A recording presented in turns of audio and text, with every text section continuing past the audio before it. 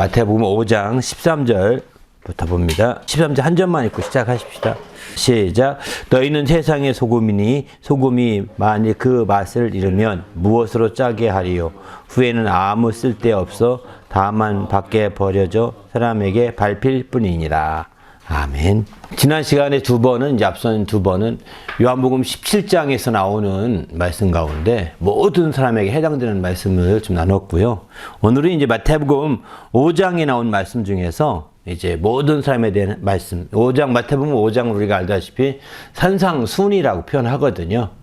산상보훈이라고 표현도 하기도 하고, 그런데 산상에서 설교했던 아주 보배로운 교훈이다, 이런 뜻입니다.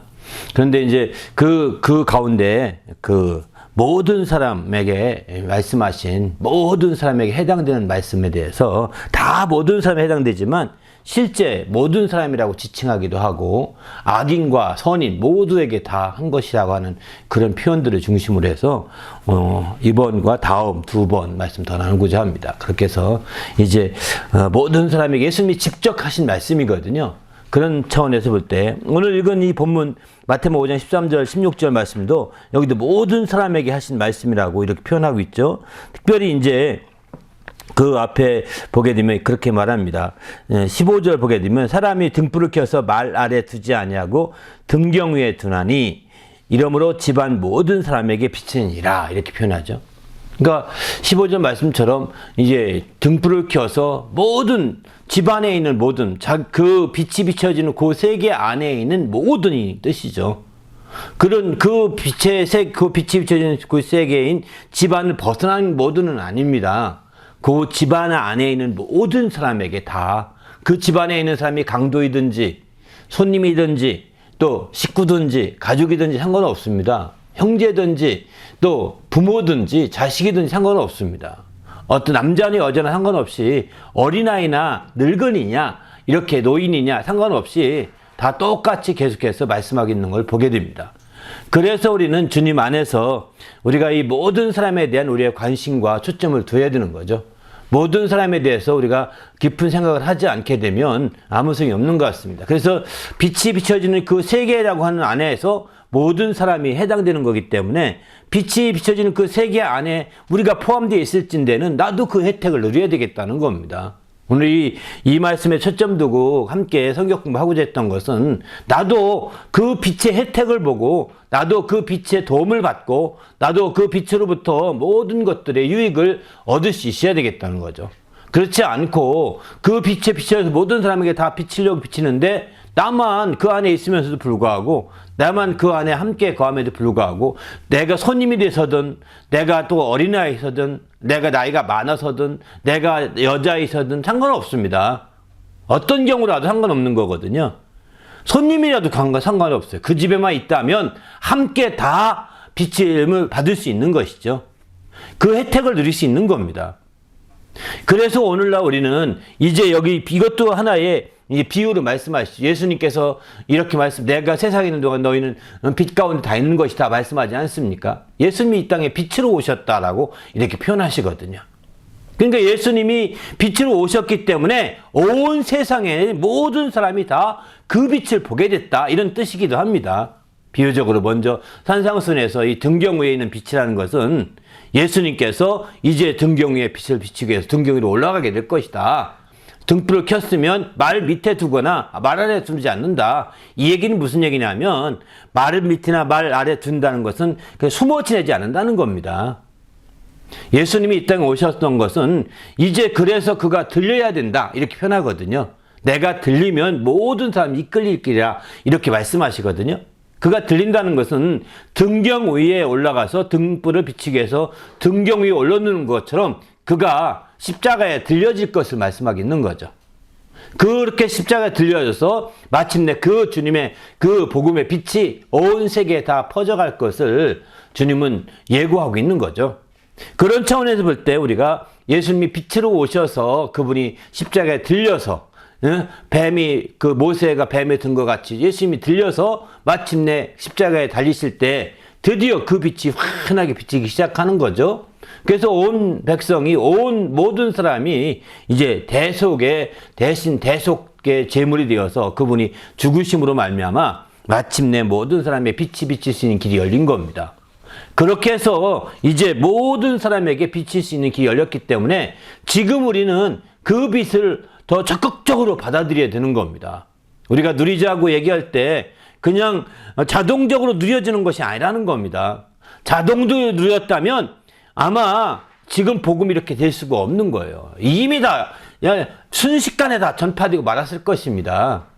자동적으로 했다면. 천사들이 이 복음을 전하는 일에 개입해서 자동적으로 하게 했다면 말할 것도 없는 거죠. 그러나 중요한 것은 주님이 이제 정말 이렇게 모든 사람 비치게 하기 위해서 자동이 아니라는 거예요. 우리가 이미 비칠 수 있는 길은 다 열어놓으셨지만 우리가 그 빛을 환영하지 않으면 안 된다는 겁니다. 주님도 이렇게 말씀하시죠. 저들은 어둠, 불의함 가운데 있기 때문에 빛 가운데 나온 게 두려워한다. 이렇게 말하지 않습니까? 그들이 안 나오니까 그 빛의 혜택을 못 누리게 되는 거죠. 그들이 진리 가운데 행했더라면 나오지 않을 리가 없다는 것입니다. 진리 가운데 행했더라면 더 열심히 빛 가운데 나왔을 것이고 더 열심히 빛 가운데 함께 활동했을 거라는 거예요. 그러나 그들이 빛 가운데 활동하지 않았기 때문에 불의함 가운데 있었기 때문에 빛 가운데 나오면 정죄받을까 봐 두려워서 나오지 못하고 꺼려하고 있다는 거죠.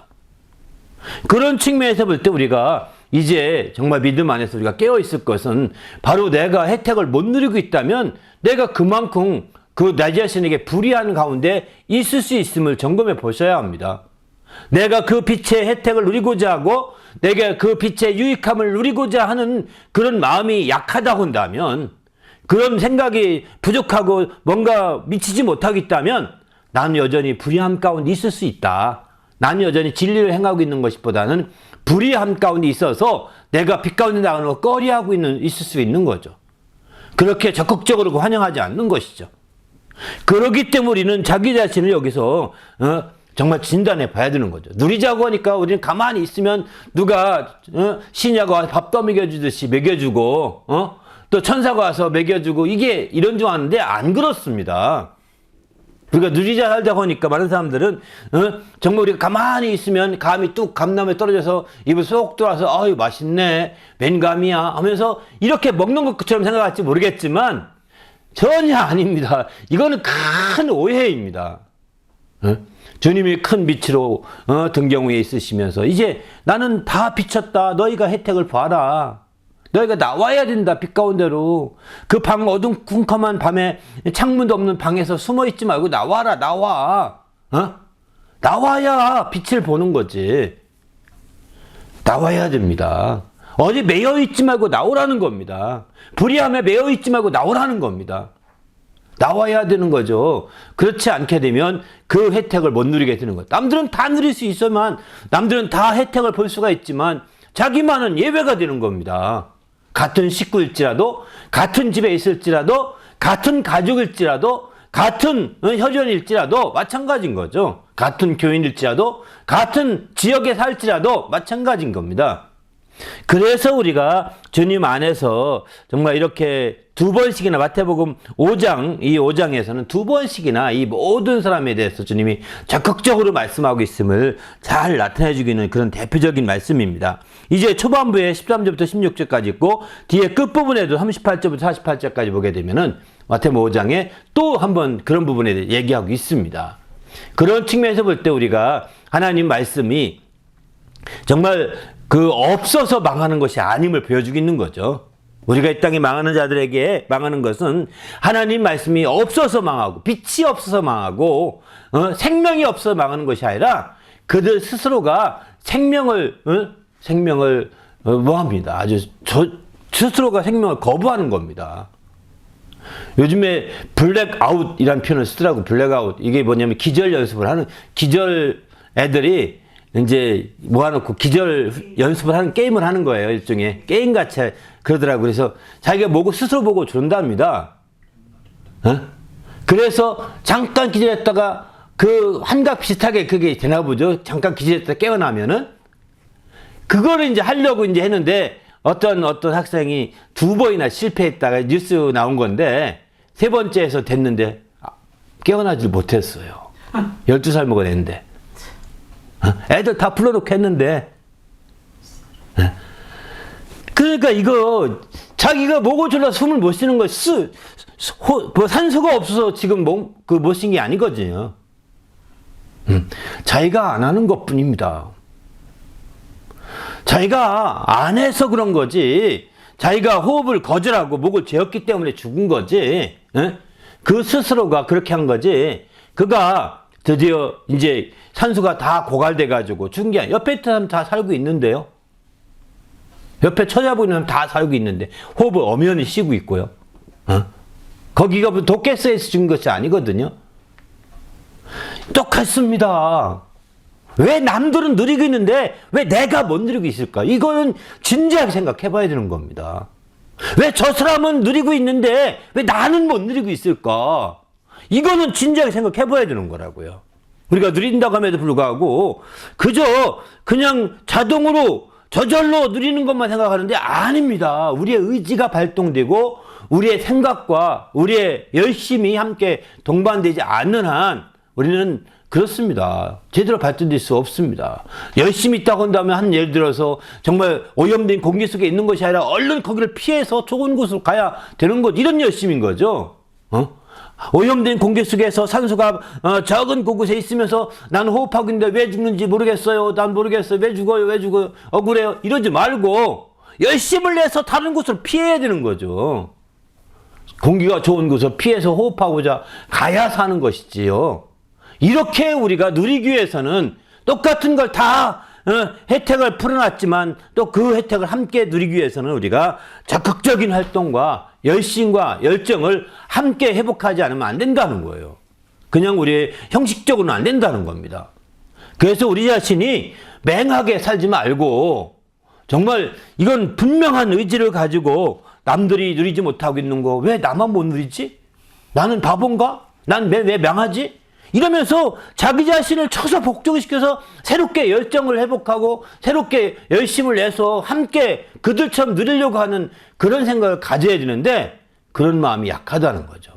요즘에 그리스도인들을 보면 사실 그런 생각이 하지 않는 경우를 너무 많이 봅니다. 그냥 편하게 그냥 이렇게 살려고 하는 경향이 있는 것 같아서 이게 마지막 때 모습이거든요. 안일하게 사는 거죠. 안일하게. 그렇게 살다 보니까 결국은 이제 안일하게 사는 그것이 결국은 자기를 도태시키는 겁니다. 도태시키는 거예요. 세상이 얼마나 변하는데 말이죠.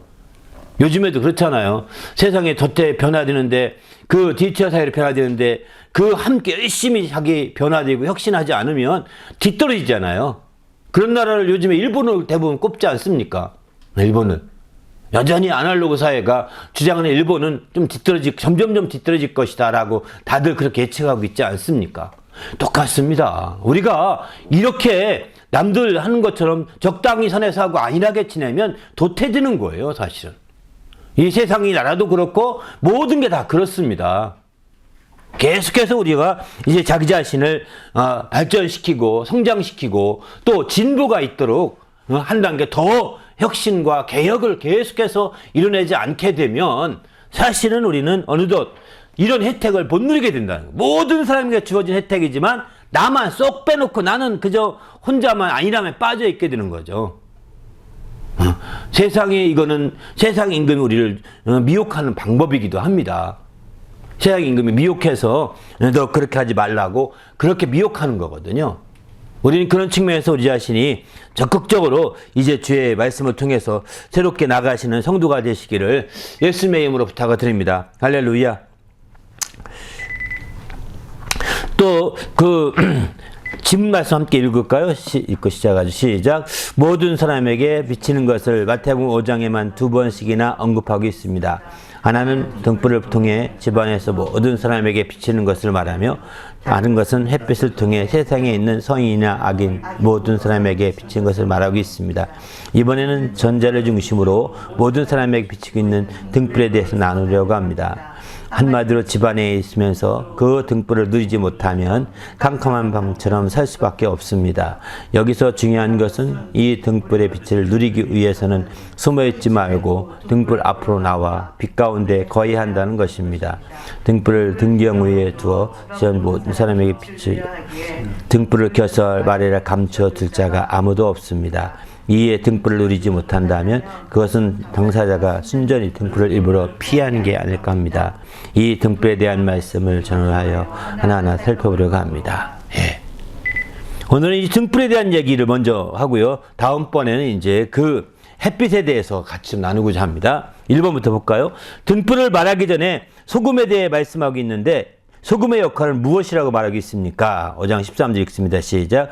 너희는 세상의 소금이나 소금이 그 맛을 잃으면 무엇으로 짜게 하리요? 후에는 아무 쓸데없어 다만 밖에 버려 밟힐 뿐이니라. 아멘. 소금의 역할이 무엇입니까? 여기 보면 이제 맛을 내는 거죠. 그 짜게 하는 게 그 역할인 거죠. 소금이 이제 짜게 한다는 것은 뭐냐면 그 부패를 방지하는 겁니다. 부패를 방지하기 위해서 짜게 하는 것인데 이게 짜게 하는 그 소금이 짠 기운이 없다면 아무 소용이 없다. 아무 쓸데가 없어서 밖에 버려져 사람에게 밟힌다는 겁니다. 소금은 모든 사람에게 여기는 안 나오지만 모든 사람이 똑같이 짜게 역할을 해야 된다는 겁니다. 모든 것에 똑같이 짠 역할을 해야 되는데 소금이 짠 그 맛을 잃어버리면 아무 소용이 없는 거죠. 어떤 사람에게는 달콤한 소금, 어떤 사람에게는 이렇게 아주 맛있는 소금, 어떤 사람은 맛없는 소금, 이렇게 소금이 아니라는 거죠. 맛있고 맛없고를 떠나서 짠 게 소금이 근본인 거죠. 사실은 모든 사람이 짜게 소금이 되어서 썩어지는 것을 막고자 짜게 하는 역할을 하는 거죠. 그런 소금의 역할을 여기서 먼저 언급하고 있습니다. 빛에 대해서 얘기하기 전에 좀 더 한번 볼까요?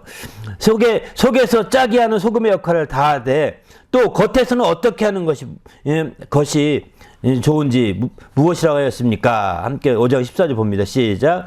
너희는 세상의 빛이라 산 위에 있는 동네가 숨겨지지 못할 것이요. 예. 속에서는 짜게 하는 소금이지만 겉에서는 산 위에 있는 동네 빛이라는 거예요. 빛. 속에서는 빛이 드는, 겉에서는 소금이지만 소금이 돼서 짜게 해서 모든 사람에게 부패 썩어지는 걸 방지하지만 겉에서는 세상에 빛이 되어서 다 비치게 된다는 거죠. 그 빛도 어떤 빛이냐? 동네 위에, 산 위에 있는 동네에 비춰진 빛이라는 겁니다. 산 위에 있는 빛이라는 것은 등대 같은 빛이라는 거죠. 한마디로 말해서. 바닷가에 등대는 높은 곳에 있거든요. 등대가 있어서 거기서 빛을 비춰서 멀리 있는 바다에서도 등대의 불을 볼 수 있도록 하는 거거든요.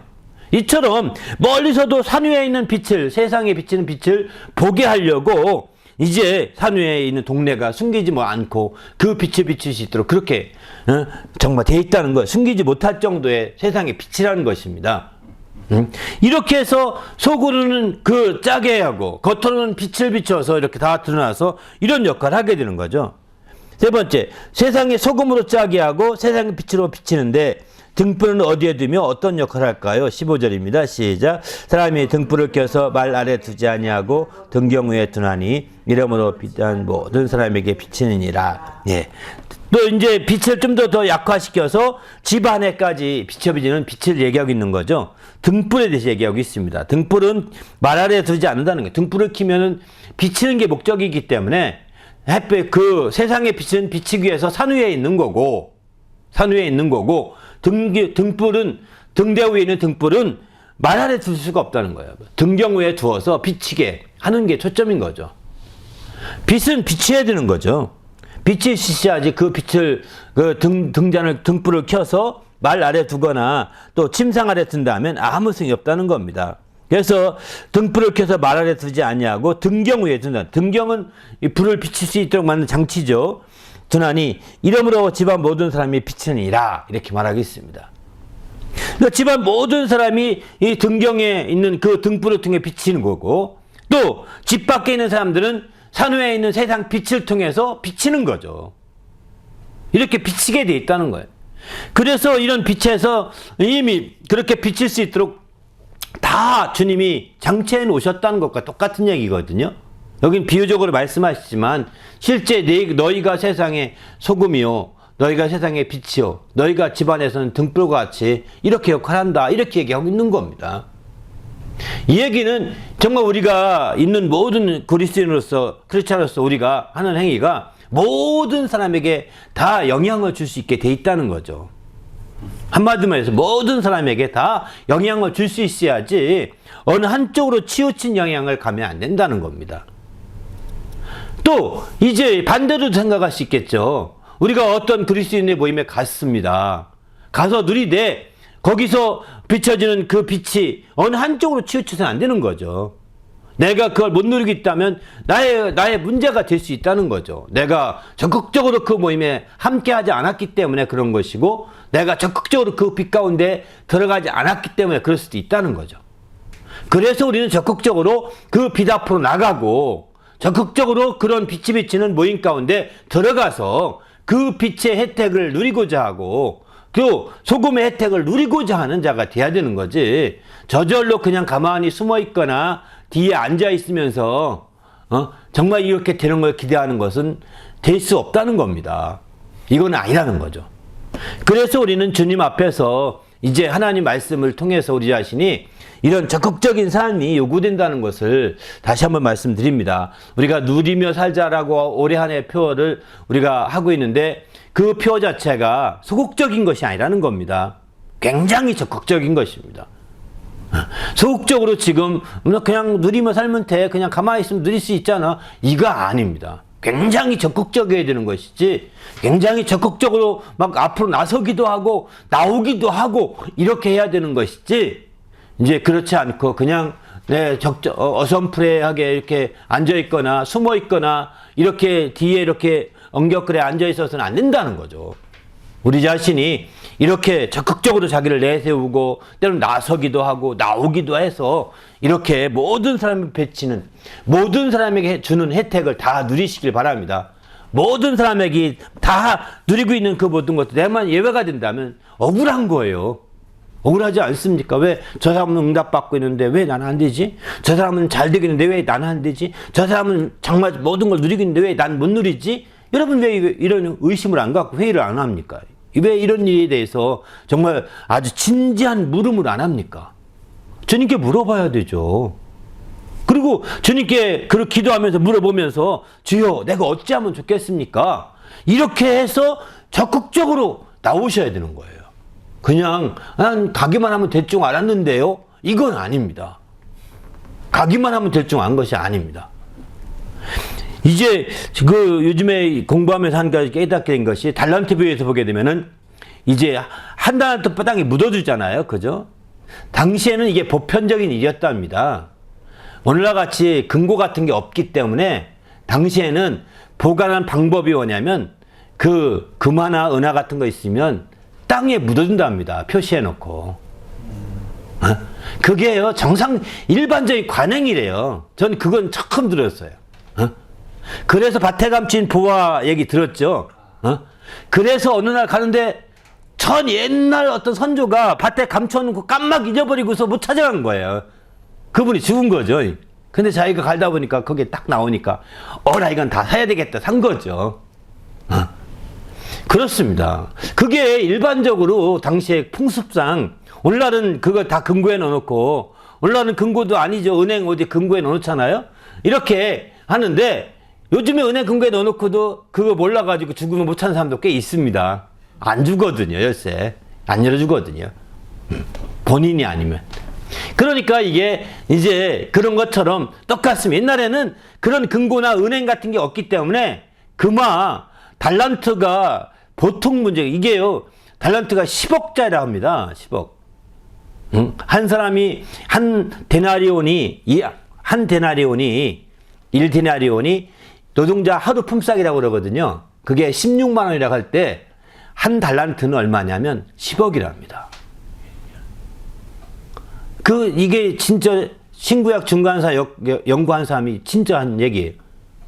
제가 한 것이 아니라. 그리고 한 문화는 그 다음 단계인데 1,000만 원쯤 된답니다. 1,000만 원. 문화는 별거 아닌 거예요. 근데 달란트는 굉장히 고액인 거예요. 이런 고액을 받았을 때 일반적인 사람 일단 보관해야 되겠다. 이거 잃어버리면 안 된다. 큰일 나겠다. 이런 생각을 하는 거죠. 그런데 이제 그런 일반 관행과 다르게 주인이 시키는 대로 한 사람들을 주인님이 거기서 칭찬했다는 거죠. 그 주인이 그걸 맡기면서 하라는 대로 한 거거든요. 결과 어떻게 될지 아무도 짐작 안 한 거예요. 결과 돈이 10억짜리가 다 5억으로 쪼그라들 수도 있잖아요. 어? 두 달쯤면 20억을 받은 격인데 20억이 어떻게 사업하다가 10억으로 줄 수도 있거든요. 그러면 주인이 뭘 하겠을까? 여기서는 그거 결과 생각하면 아무것도 할 수가 없답니다. 그게 아니라 주인이 하라는 대로 그냥 열심히 한 것뿐이라는 거예요. 우리의 신앙은 그저 주인의 명령대로 행하는 게 가장 큰 초점이지, 주인의 명령대로 하지 않고 관습대로 하거나 관행대로 하기 시작한다면 이건 비신앙적이 된다는 겁니다. 그런 쪽으로 성경 해석하는 걸 보면서 야, 이건 진짜 참신하고 이게 바른 배경인 것 같다는 생각이 들더라고요. 똑같습니다. 오늘날 우리가 얼마나 많은 경우 관행적으로 합니까? 관습적으로 합니까? 우리가 살던 습관대로 하잖아요. 이거를 배격하지 않으면 한다는 사람의 신세에서 못 벗어난다는 거예요. 이걸 배격하고 좀 더 과격하게 그저 순종하는 거예요. 남들 볼 때는 무모한 것 같죠. 그래서 주인이 하라는 대로 하는 거예요. 이렇게 자꾸 하는 사람들에게 하나님이 그 주인은 칭찬하고 또 마침내 그들에게 잘했다, 나의 즐거움에 나의 행복에 참여하라고 이렇게 말씀하시는 거죠. 우리도 이제 너무 시간이 지나가면 지나갈수록 관행적이고 습관화되고 또 관습화가 되어서 그냥 일반적으로 따라가기 쉽거든요. 이렇게 하지 마시고 좀 더 어렵지만 정말 주인의 명령을 따라서 움직여 보시길 바랍니다. 할렐루야. 그렇게 하게 되면 오히려 놀라운 역사가 있는 거죠. 그래서 그렇게 하기 위해서는 적극적이어야 되는 거예요. 소극적으로 누릴 수 없습니다. 적극적이어야 가능한 거죠. 네 번째 볼까요? 등불을 등경 위에 든다는 말씀은 누가복음에도 동일하게 나오는데 그 등불의 목적이 무엇이며 또 한편 이 집 안 전체를 자기 몸으로 비유하면서 그 등불을 어디라고 하였으며 그 역할은 무엇입니까? 누가복음 11장 33절에 30, 다 말씀 다 읽어봅시다. 시작. 누구든지 등불을 켜서 음식이나 말 아래 두지 아니하고 등경 위에 두나니 들어가는 자로 그 빛을 보게 하려 함이라. 내 몸의 등불은 눈이라. 내 눈이 성하면 온 몸이 밝을 것이요 반이면 온 몸도 어두리라. 눈은 몸의 등불이니 그러므로 내 눈이 성하면 온 몸이 밝을 것이라. 그러니까 이게 똑같이 등불에 대한 비유하면서 누가복음에서는 이제 34절 말씀 덧붙이시죠. 그죠? 덧붙이기를 이제 등불의 역할은 그 들어가는 자, 집안에 비치며 들어가는 자 비치게 하는 거라는 거죠. 집안을 환하게 해서 비치게 해서 자유롭게 활동할 수 있게 하는 거죠. 활동이 원활하게 하는 거죠. 그런데 내 몸의 등불이 눈이라는 겁니다. 이런 등불 같은 눈이 밝아야 되는 거죠. 그러니까 눈이 빛을 발하고 눈이 밝아야 되는 거죠. 내 눈이 성하면 온몸이 밝을 것이요 만일 눈이 나쁘면 온몸이 내 몸도 어두리라 이렇게 말합니다. 눈이 정말 밝아서 잘 분별해서 내 몸 안에 빛이 들어오게 해야 된다는 거죠. 눈이 불분명하게 우리가 초점을 흐리면서 맹하게 있어서 안 된다는 거죠. 그래서 우리가 뭘 하든지 간에 눈이 빛나야 합니다. 잠들어서 초점이 없는 사람 보세요. 초점이 없는 사람들은 항상 그렇게 술 먹은 사람 같아가지고 초점이 없어서 이러면은요 아무 소용이 없어요. 뭔가 뚜렷하게 봐야 되는 겁니다. 그게 빛을 비추는 길이거든요. 그렇게 해서 온몸에 빛이 비춰져서 그 온몸이 원활하게 활동하고 왕성하게 활동할 수 있도록 해야 되는 거죠. 그렇지 않고 눈이 잠들어 있는 사람처럼 또 뭔가 취해 있는 사람처럼 이렇게 초점을 못 맞추고 있으면 그 몸도 분별력이 없어서 어느 날 그냥 이렇게 있다가 푹 부딪혀 다치고 이쪽으로 다치고 저쪽으로 다치고 이렇게 부딪히기 쉬운 거죠. 우리 모두가 정말 우리 몸에 등불인 눈이 밝길 바랍니다. 할렐루야. 다섯 번째는 등불인 눈이 성해야 온몸이 밝게 되는데 눈의 등불로 어떻게 하면 좋을까요? 35, 36절 같이 볼까요? 시작. 그러므로 내 속에 있는 빛이 어둡지 아니한가 보라. 내 온몸이 밝아 조금도 어두운 데 없으면 등불의 빛이 너를 비출 때와 같이 온전히 밝으리라 하시니라. 네. 우리 속에 정말 빛이 어둡지 아니한 거 보라는 겁니다. 이건 쉽게 말해서 뭐냐? 내가 그 분별력을 이게 옳은지 저게 옳은지 혼란에 빠진 것이 없나 봐야 되거든요. 어두우면 다 혼란스러웁니다. 이거 해야 될까 저거 해야 될까 이게 옳은가 저게 옳은가 뭐 이런 식으로 여러분 마음속에 갈등하고 있습니까? 몸이 어둡다는 뜻입니다. 혼란스러운 거죠. 결정하기 힘든 거죠.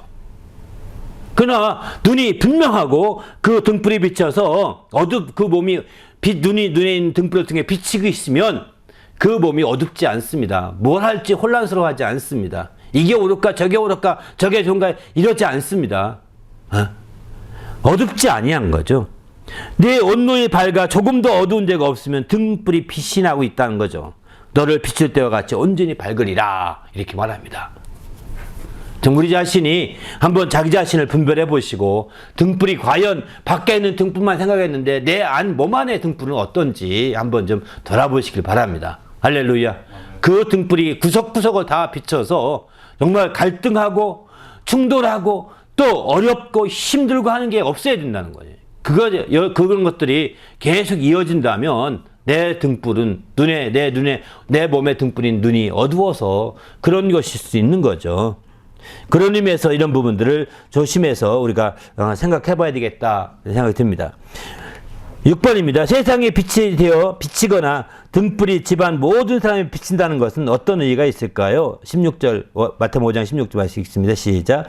이같이 너희 빛이 사람 앞에 비치게 하여 그들로 너희 착한 행실을 보고 하늘에 계신 너희 아버지께 영광을 돌리게 하라. 아멘.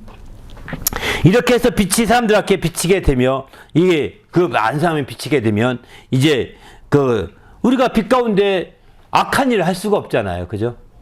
우리의 착한 행실이 다 드러나게 되는 거죠. 빛 가운데서. 빛 가운데 있으면 그 빛 가운데서 악한 일 하기 힘듭니다. 그래서 방문 다 열어놓고 컴퓨터라는 것도 다 그런 거거든요. 또 컴퓨터도 문에서 이렇게 문 정면으로 하지 말고 문에 두면서 보이게 만들라는 거예요. 화면도. 요즘 애들 하도 컴퓨터에 빠지니까. 왜? 저거 지나가다 봐도 보게. 이렇게 열려 있으면 컴퓨터를 가지고서 이상한 짓 안 하는 거죠. 이상한 짓 안 하는 거예요. 나쁜 것을 안 들어가는 거죠. 왜? 언제 집안 사람 누가 볼지 모르니까. 빛 가운데 하는 거거든요. 자기를 못 믿겠으면 문 활짝 넣어놓고 컴퓨터가 남들 다 보는 화면을 띄워놓고 그렇게 하셔야 됩니다. 그렇게 안 하면 오히려 자기는 어둠 속으로 컴퓨터 갖고 들어가는 거 똑같은 거거든요. 그러면 더 불의함이 있기 때문에 불의함 가운데 빠져드는 것이기 때문에 이제 점점점 더 어둠으로 이제 눈의 등불도 어두워지는 거죠. 온몸도 어두워지는 겁니다.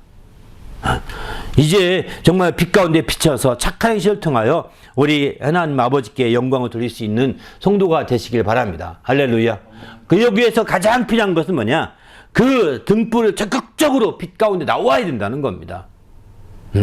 비치니까 상관없지, 다 불 켰으니까 상관없겠지. 아닙니다. 내가 좀 더 빛 가운데 나와야 됩니다. 불만 켜놓고 하는 게 문제가 아니라 빛 가운데 나와서 남들이 보기 쉽게, 남들이 관망하고 남들이 쳐다보기 쉽게 만들어갈 때 사실은 좋은 거죠. 좋은 거죠. 그래서 이렇게 할 때 마침내 우리가 이제 더 아름다운 역사 이룰 수 있는 거죠. 나눔 한번 읽겠습니다. 시작.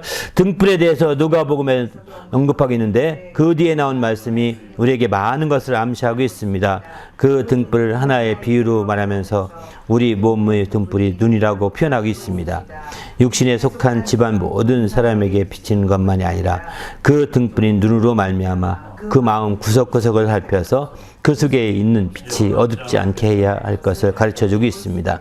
온 집안 사람만 아니라 온몸이 이 등불로 밝아지게 하려면 어떻게 하면 좋을까요? 말씀 읽습니다. 여호와여 주는 나의 등불이시니 나와께서 나의 흑암을 밝히시리이다.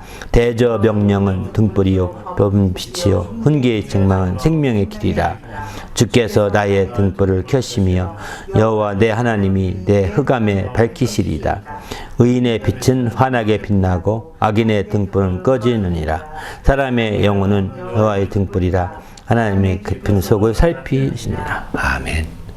네, 함께 이 말씀을 갖고 읽을 때, 기도할 때 하나님 우리 모두가 정말 이제 우리 집안에 비치는 등불로서 빛을 비치는 건 말할 것도 없거니와 이제 우리 마음에 정말 눈이 밝아져서 등불이 몸의 등불이 밝아져서 우리 마음속 깊은 구석에도 온전히 비춰서 우리가 빛 가운데 늘 생활할 수 있도록 인도해 달라고 간절히 합심해서 기도하십시다.